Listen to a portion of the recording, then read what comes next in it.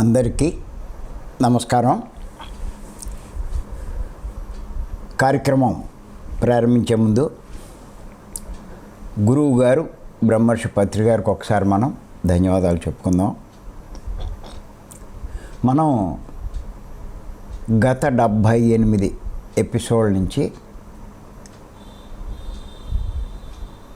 ఉపమాన ధ్యాన సందేశాలు అనే విషయమే చెప్పుకుంటున్నాం. ఏమిటంటే ఆ ఉపమానం, పాము కూరలు పీకితే ఎవరికి హాని చేయలేదు, అలాగే మానవునిలోని చెడు తొలగిస్తే ఎవరికి హాని చెయ్యడు. ఇది చాలా ముఖ్యమైన ఉపమానం కాబట్టే 38 ఎపిసోడ్ నుంచి ఈ విషయం మీద చెప్పుకుంటున్నా. ఈరోజు 38వ ఎపిసోడ్. ఇంచేతంటే మనలో ఏమాత్రం చెడున్నా మనం నష్టపోవడం కానీ కష్టాల పాలవడం కానీ జరుగుతుంది. ఇంచేతంటే చెడు ఉన్నవాడే చెడు చేస్తూ ఉంటాడు. చెడు చేసిన వాడికి చెడే జరుగుతుంది. ఇది చాలా ముఖ్యం. ఎందుకంటే ఎవరిని చూసినా ప్రతి ఒక్కళ్ళు ఏమనుకుంటారు, నాకు ఏ కష్టం రాకూడదంట, నాకు ఏ నష్టం జరగకూడదు అనుకుంటారు. మరి అలాంటి స్థితి రావాలి అంటే ఖచ్చితంగా తనలో చెడు లేకుండా ఉండేటట్టు చేసుకోవాలి. సహజంగా తనలో చెడు తనకి తెలీదు.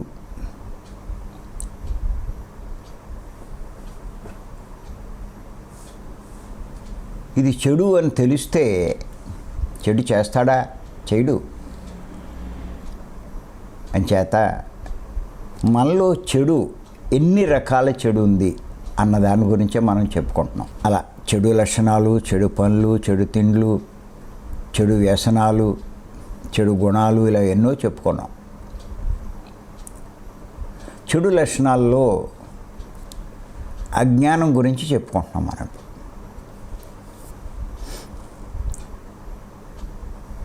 అజ్ఞానము అంటే తెలిసి కూడా ఆచరించకపోవడం. ముఖ్యంగా ఇప్పుడు మనం చెప్పుకుంటున్నది ఏంటంటే ఇతరులకు మేలు చెయ్యాలి అని తెలుసు. ఇది అందరికీ తెలుసు, మంచి చెయ్యాలి, మేలు చెయ్యాలి అని. కానీ ఏమీ చెయ్యరు. తెలుసు కానీ చెయ్యరు. కారణం ఏమిటి అంటే అజ్ఞానం. ఈ లక్షణం మీలో ఉంటే కనుక మీరు అజ్ఞానంలో ఉన్నట్టే లెక్క.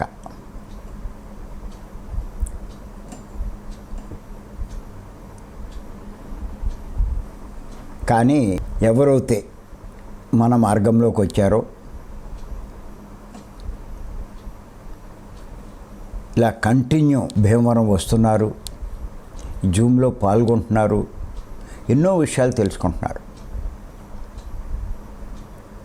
చాలామందిలో ఈ చెడు లక్షణం పోయిందని అనుకోవాలి మనం. నేను గమనిస్తున్నాను.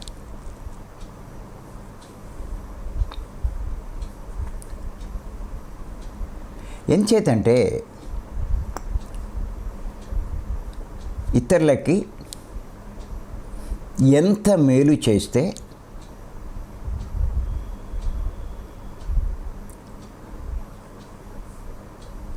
వాడు జీవితంలో అంత లాభం పొందుతాడు. కారణం ఏంటంటే ఇతరులంటే ఎవరో కాదు, ప్రకృతిలో భాగాలే. అంచేత ఎంత మేలు చేస్తూ ఉంటాడో ప్రకృతి నుంచి వాడికి కూడా అంత మేలు జరుగుతూ ఉంటుంది.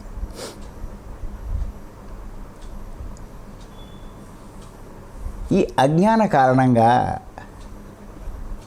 చాలామంది ఇవ్వగలిగి కూడా ఇవ్వలేరు.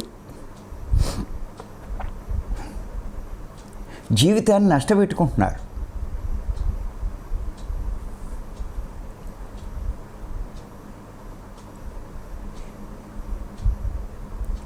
ఈ అజ్ఞానం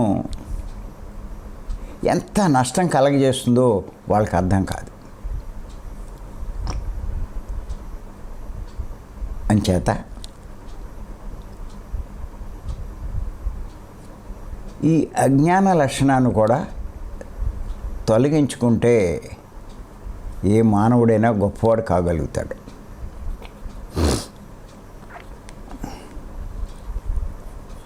చేత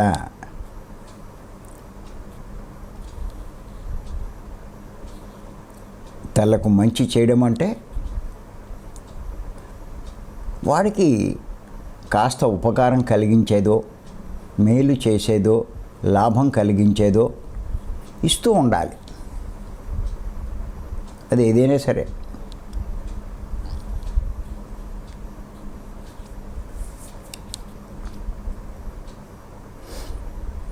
మనం చెప్పుకున్నాం అంతకుముందు, ధనం ఇవ్వచ్చు, సమయం ఇవ్వచ్చు, వాక్ ఇవ్వచ్చు, మీ శ్రమను కూడా ఇవ్వచ్చు. శ్రమదానం అంటారు దాన్ని. ఏదైనా ఇవ్వచ్చు.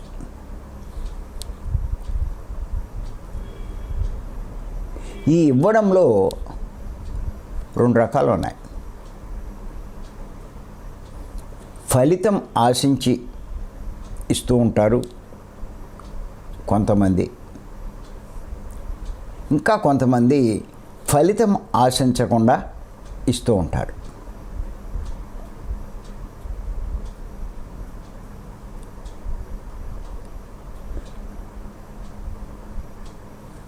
ఫలితం ఆశించి ఇచ్చేది ఇవ్వడం వల్ల వాడు పెద్ద ప్రయోజనం పొందలేడు. కానీ ఎవరైతే ఫలితం ఆశించకుండా ఇస్తూ ఉంటారో వాళ్ళు చాలా లాభం పొందగలుగుతారు. అంచేత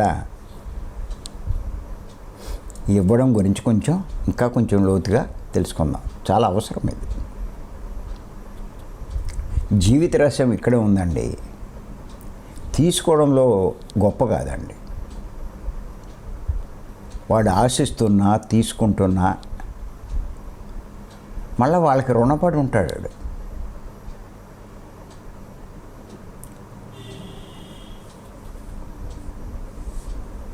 చాలామందికి ఇవ్వడం ఇష్టం ఉండదు, తీసుకోవడం అంటే చాలా ఇష్టం.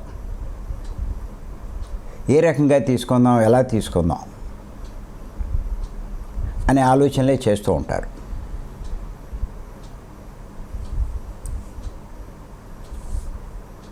తీసుకునేవాడు గొప్పవాడు కాదు, ఆశించేవాడు గొప్పవాడు కాదు.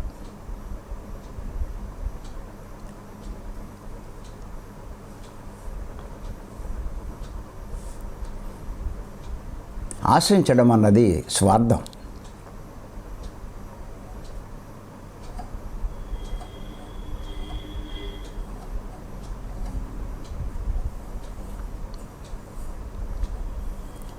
చేత ఇవ్వడం గురించి కొంచెం తెలుసుకుందాం. ఈ ఇవ్వడాన్ని దానము అంటారు.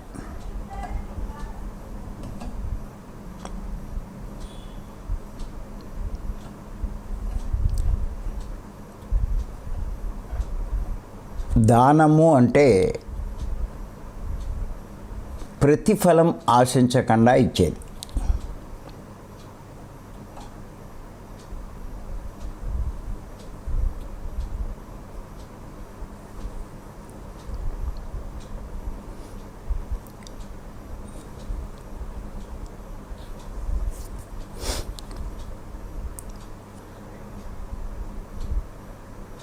ఈ దానంలో చాలామంది గమనించరు, కానీ 2 రకాలు ఉన్నాయి.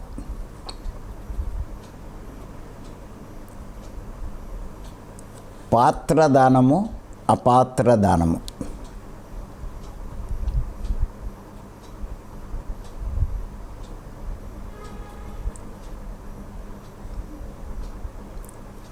అపాత్రదానం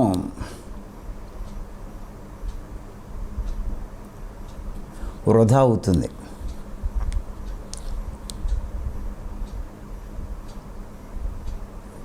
అంటే ఈ ఇచ్చేవాడు, దానం చేసేవాడు గమనించుకోవాలి. ఎలా పడితే అలా ఇచ్చేయడం కాదు. ఏం గమనించుకోవాలి?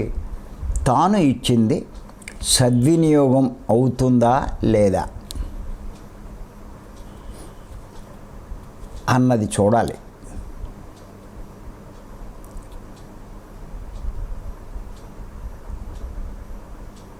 ఊరికే ఎవరికి పడితే వారికి ఇవ్వకూడదు. ఎటువంటి కార్యక్రమాలకు పడితే అటువంటి కార్యక్రమాలకు ఇవ్వకూడదు.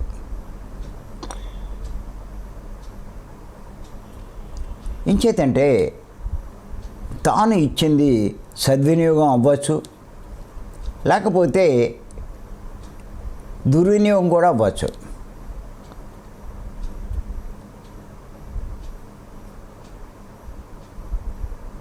తాను ఇచ్చింది దుర్వినియోగం కనుక అవుతే తను ఇచ్చిన దానివల్ల పెద్ద ప్రయోజనం పొందలేడు.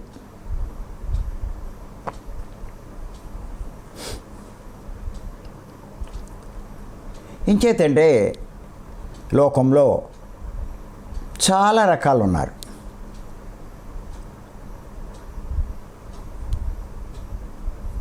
స్వార్థపరులు ఉన్నారు, నిస్వార్థపరులు ఉన్నారు.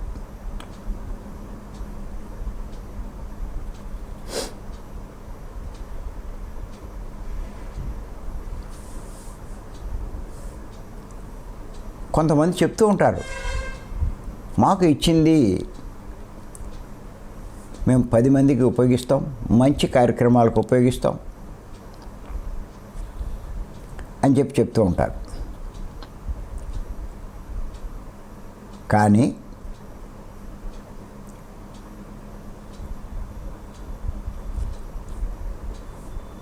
వారు తీసుకుంటారు, కానీ దాన్ని సద్వినియోగం చేయరు. వాళ్ళ స్వార్థానికే ఉపయోగించుకుంటారు.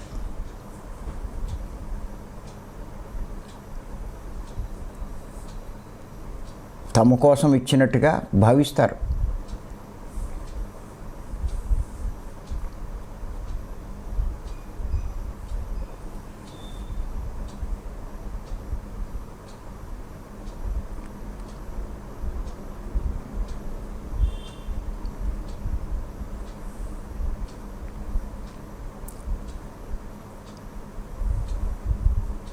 మరి ఎంతోమంది మేము ఆ మంచి కార్యక్రమం చేస్తాం, ఈ మంచి కార్యక్రమం చేస్తాం అని చెప్తూ ఉంటారు. దాని పేరు చెప్పి వీళ్ళ స్వలాభం ఎంతో చూసుకుంటారు. అందులో బతుకు తెరువుల కోసం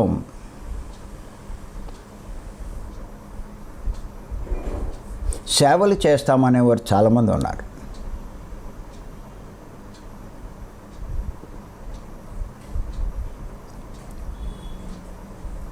ఇతరులకి తెలియకపోవచ్చు వాడు చేసే పని, పైవాడు చూస్తూ ఉంటాడు.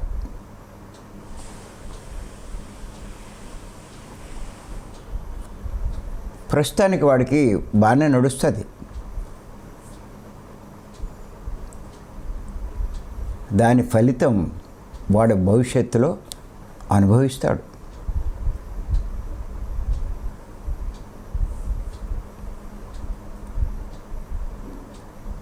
వాడి స్వార్థం వల్ల ఇచ్చిన వాడికి ఆ ఫలితం పూర్తిగా దక్కకపోవచ్చు.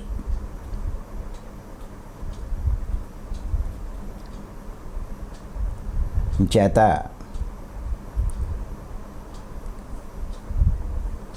ఇచ్చేటప్పుడు చాలా జాగ్రత్తగా ఇస్తూ ఉండాలి.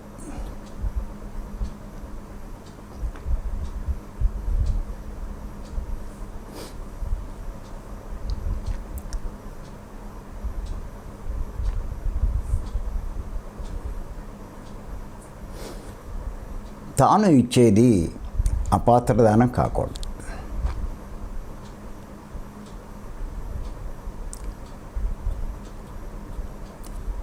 ఈ దానాల్లో కూడా ప్రాపంచికమైనవి ఉన్నాయి, ఆధ్యాత్మికమైనవి ఉన్నాయి.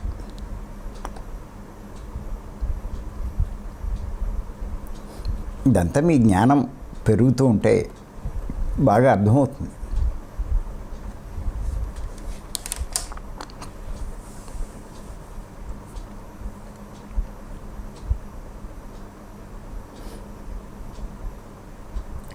ఈ ప్రాపంచికమైనవి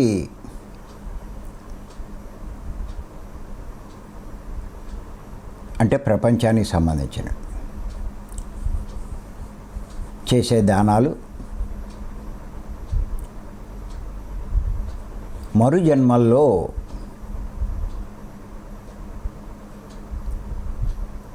దేహలాభాలే పొందగలుగుతారు.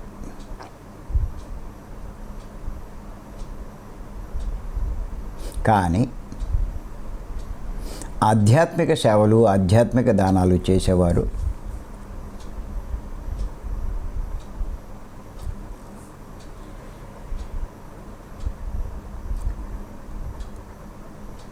ఆత్మైన వారు లాభం పొందుతారు.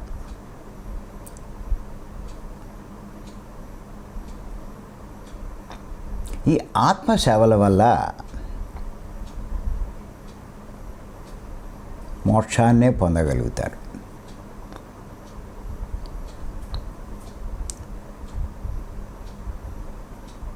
ఈ ప్రాపంచిక దానాలు, ప్రాపంచిక సేవల వల్ల భోగం పొందుతారు.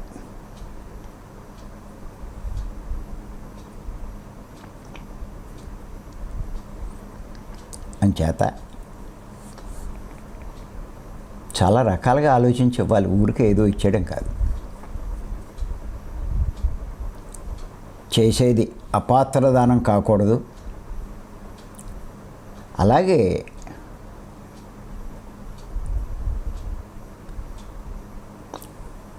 శాశ్వత ఫలితాలు ఇచ్చేటువంటి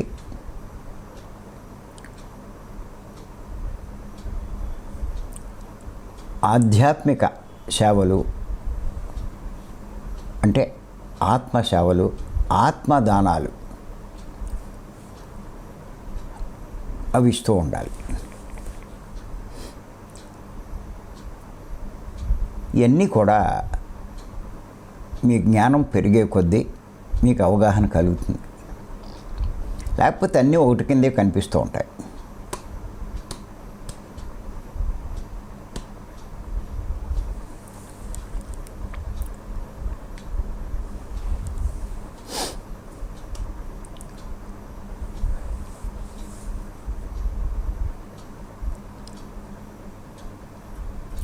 అంచేత ఈ ఇవ్వడంలో కూడా ఎన్నో రకాలు ఉన్నాయి. ఎలా ఇవ్వచ్చో, ఎలా ఇస్తూ ఉంటారో.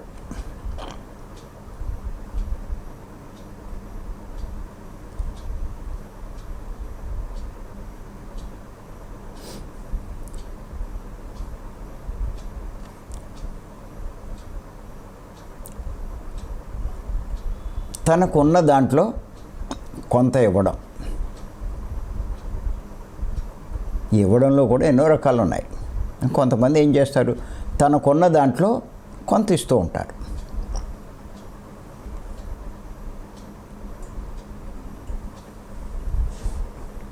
ఇంకా కొంతమంది ఏం చేస్తారంటే తాను సంపాదించుకున్న దాంట్లోంచి కొంత ఇస్తూ ఉంటారు.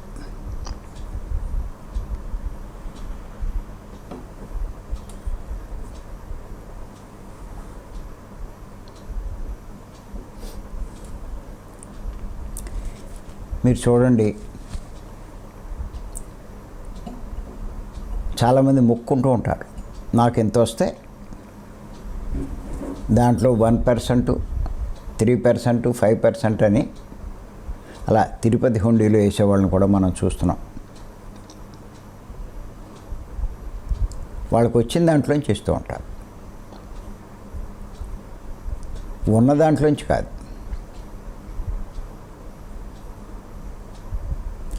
అలాగే ఇంకా కొంతమంది, ఇందులో రకాలు చెప్తున్నాను నేను, ఏం చేస్తారంటే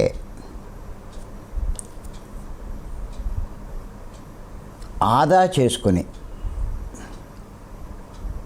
దాన్ని ఇస్తూ ఉంటారు.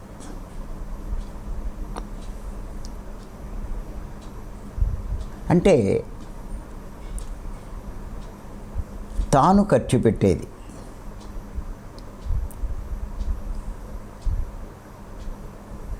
దాన్ని ఆ ఖర్చు తగ్గించి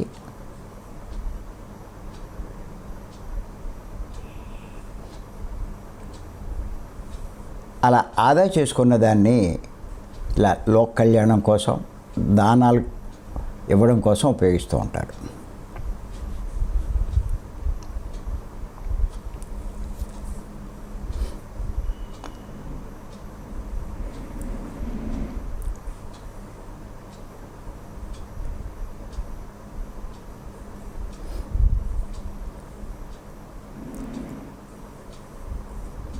ఇది నా విషయంలోనే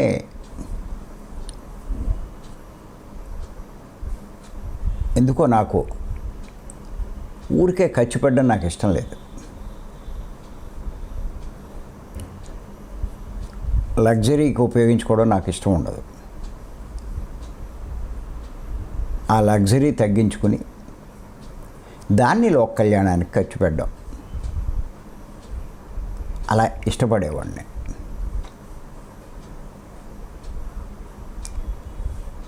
డ్రెస్సులకు ఖర్చు పెట్టేవాడిని కాదు. ఏయైనా సరే మా వాళ్ళు చేసే ఖర్చులకి నాకు చాలా ఉంటాయి తేడా.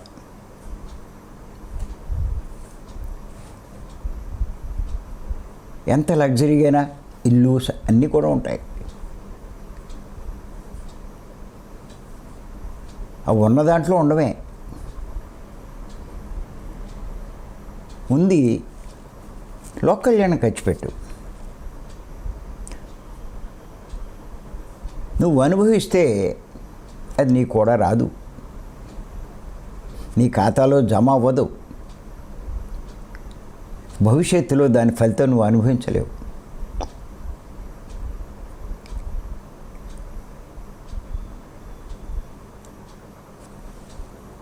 అదే ఇవ్వగలిగితే నీ భవిష్యత్తు గొప్పగా మారిపోతుంది. అది తెలియదు ఎవరికి. ఇప్పుడు బాగున్నామా లేదా, ఎంజాయ్ చేస్తున్నామా లేదా అది చూసుకుంటారు, భవిష్యత్తు గురించి ఆలోచించరు.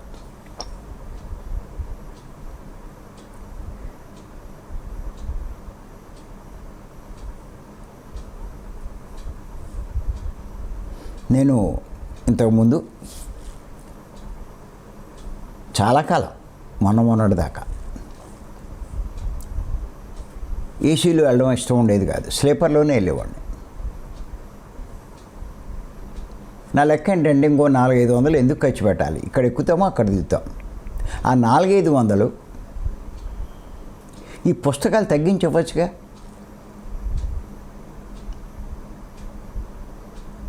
డిస్కౌంట్లు ఇవ్వచ్చుగా, వాళ్ళ చేత కొనిపించి వాళ్ళ జ్ఞానాన్ని పెంచవచ్చు కదా. అలా ఉండేది.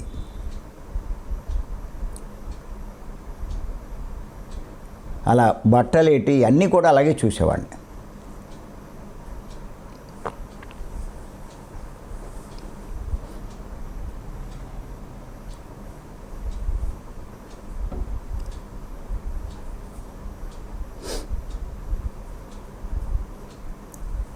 అలా మా వాళ్ళు కార్లు మారుస్తారు, సెల్ ఫోన్స్ మారుస్తారు, ఫంక్షన్లు అయితే ఫంక్షన్లకి విపరీతంగా ఖర్చు పెడతారు.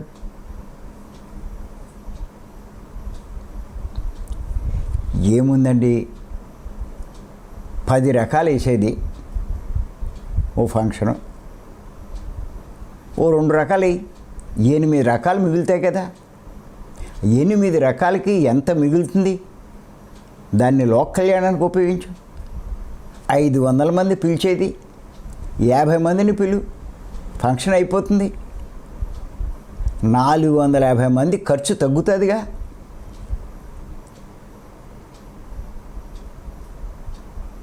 గొప్పగా ఉండాలని భావిస్తారు. ఈ గొప్ప ఎంతకాలం ఉంటుంది? రోజు చెప్పుకుంటారు వాళ్ళు.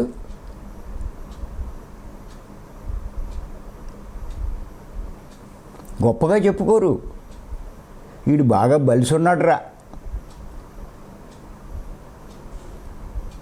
ఎంత ఆర్భాటంగా చేశాడు, ఎదరమటుకు బాగుంది అంటాడు, వెనక్కి వెళ్ళి తిట్టుకుంటాడు.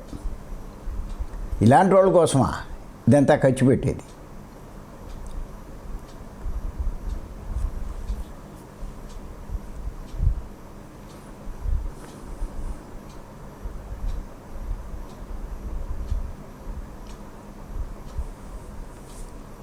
అందుకే మా పిల్లల పెళ్ళిళ్ళు చాలా సింపుల్గా చేసేవాడు. పెళ్ళి శుభలేఖలు 500, 1000 అలా కూడా ఖర్చు పెడుతున్నారు ఒక్కో శుభలేఖ. 5 రూపాయలు దాటి ఉండేది కాదు ఆ పెళ్ళి శుభలేఖ.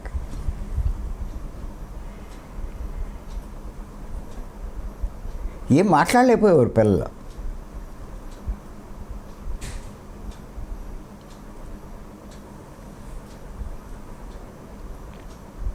ఎందుకు దాన్ని తగలేడు? ఇలా ఒకసారి చూస్తారు, అది తొట్లో పడేస్తారు, దాచుకుంటారా, లేకపోతే అద్దాల బీరువాలో పెట్టుకుంటారా దాన్ని.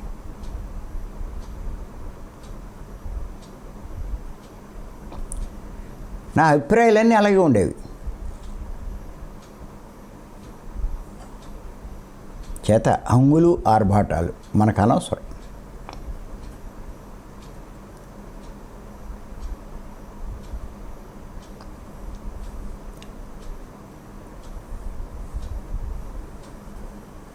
వీలైనంత లోక కళ్యాణానికి ఉపయోగించండి. మీ భవిష్యత్తును గొప్పగా మార్చుకోండి.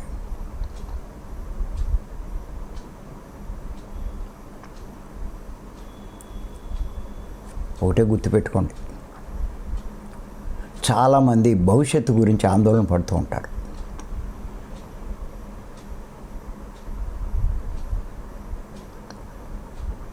ఎన్నో రకాలుగా ఆందోళన పడతారు. ఇప్పుడు ఉన్నట్టుగా ఉండగలనా లేదా, ఏ లోటు లేకుండా జీవించగలనా లేదా,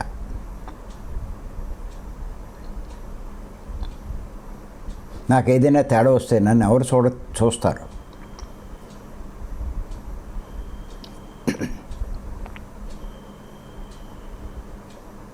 మంచం మీద పడకుండా వెళ్ళగలనా లేదా,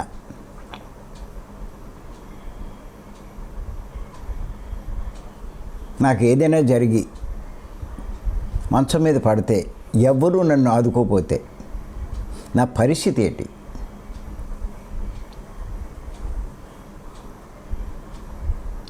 ఇలా చాలా ఆందోళన పడుతూ ఉంటారు.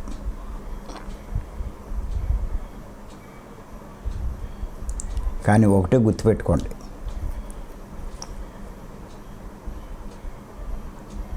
మీరు ఎంత లోక కళ్యాణం కోసం కృషి చేస్తారో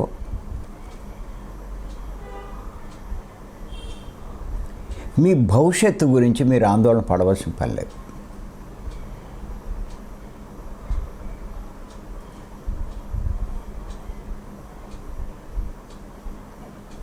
ధీమాగా ఉండొచ్చు.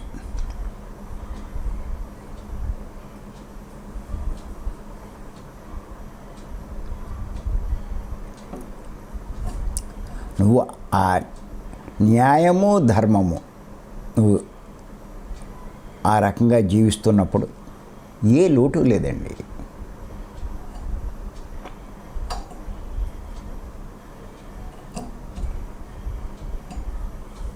నువ్వు ఎవరిదైనా అపహరిస్తే, ఎవరినైనా మోసగిస్తే, మాయ మాటలు చెప్పి వాళ్ళ దగ్గర తీసుకుంటే నీకేదైనా భవిష్యత్తులో అపకారం జరుగుతుంది.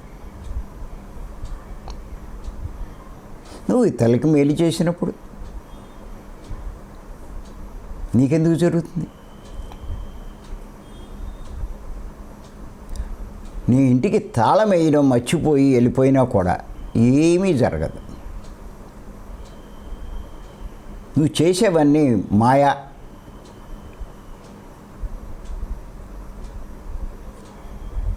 ఈ స్వార్థమవుతే తాళం వేసుకెళ్ళినా నీకేదో నష్టం జరుగుతుంది.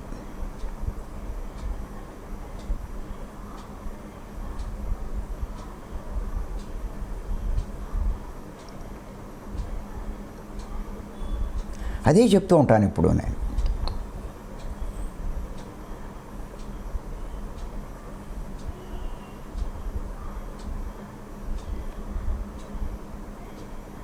ఏమైనా చిన్న చిన్న దెబ్బలు పడుతున్నాయి అంటే ఏదో రకంగా ఎక్కడో అక్కడ ఎవరికో దెబ్బలేసావు నీ తెలివితేటలు ఉపయోగించి.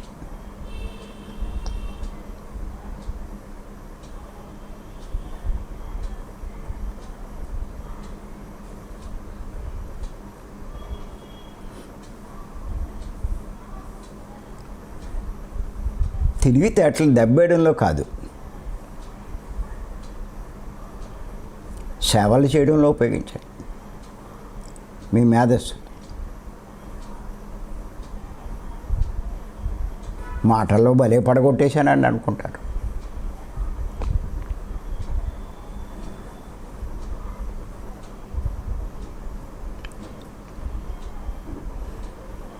అంచేత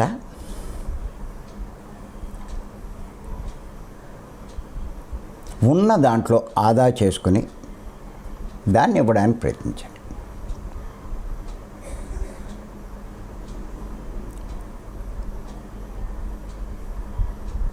ముఖ్యంగా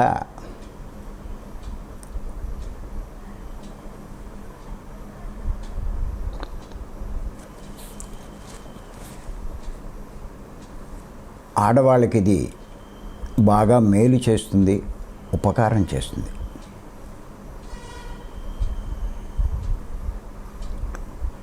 కారణం ఏంటంటే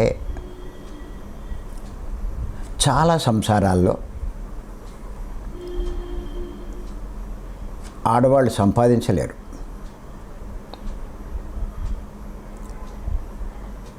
కారణం ఏంటంటే ఇంటి బాధ్యత వాళ్ళ మీద పడుతుంది. సంపాదించేది భర్తే కాబట్టి భర్తే ఏదైనా ఇవ్వగలడు, ఏ కార్యక్రమాలైనా చేయగలడు.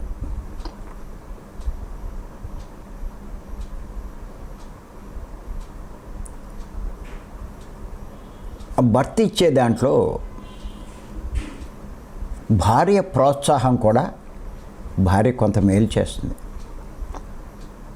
అక్కడ ఆవిడే ఇవ్వక్కలే, చేత్తో ప్రోత్సహించాలి. ఎందుకులేండి దండుగా అన్నారు అంటే వాడు ఇవ్వకపోవడానికి కారణం ఈవిడే. ఈవిడ నష్టపోతుంది.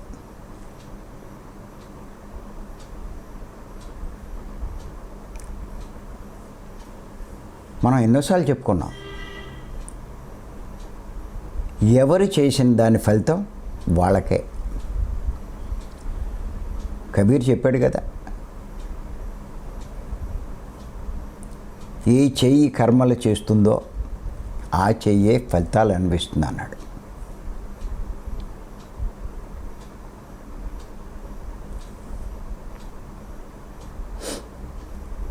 అంచేత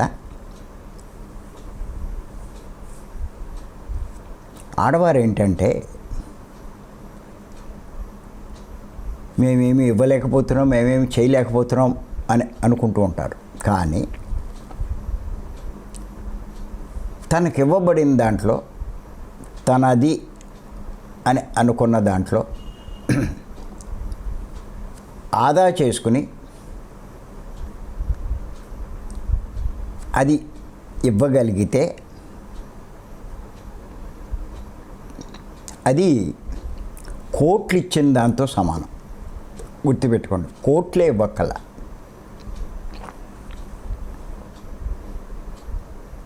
నాకంత అవకాశం లేదండి, మా వారు ఒప్పుకోరండి, ఇవ్వరండి. అయ్యేందుకు నీకు ఏదో ఖర్చు పెట్టుకోవడానికి ఇచ్చారు 100, అందులో 10 రూపాయలు ఆదా చేసుకో. ఆ 10 అది కోట్లతో సమానం.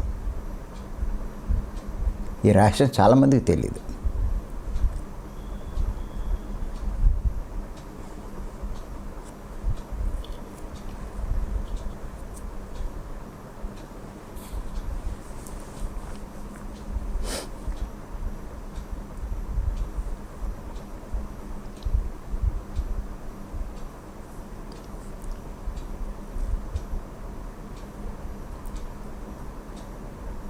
ఇలా మనం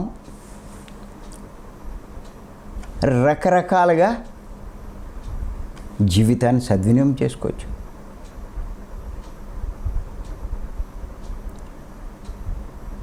ఇవ్వలేకుండా ఎవరూ ఉండరు.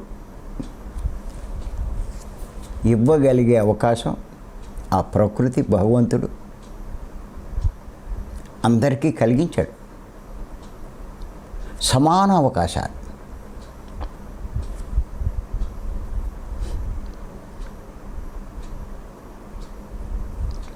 అలాగే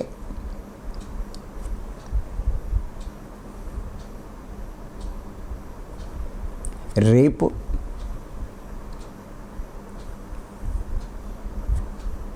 ఇంకా కొన్ని విషయాలు తెలుసుకుందాం, ఎలా ఇవ్వవచ్చో.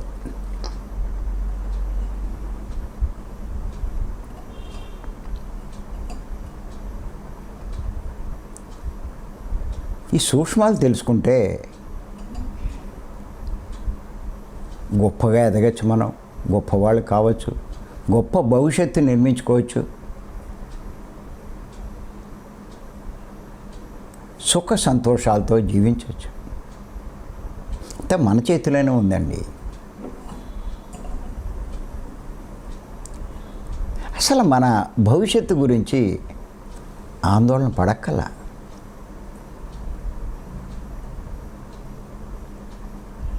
ఎలాంటి జీవితమైనా గొప్పగా మారిపోతుందండి, వైభవంగా మారిపోతుంది.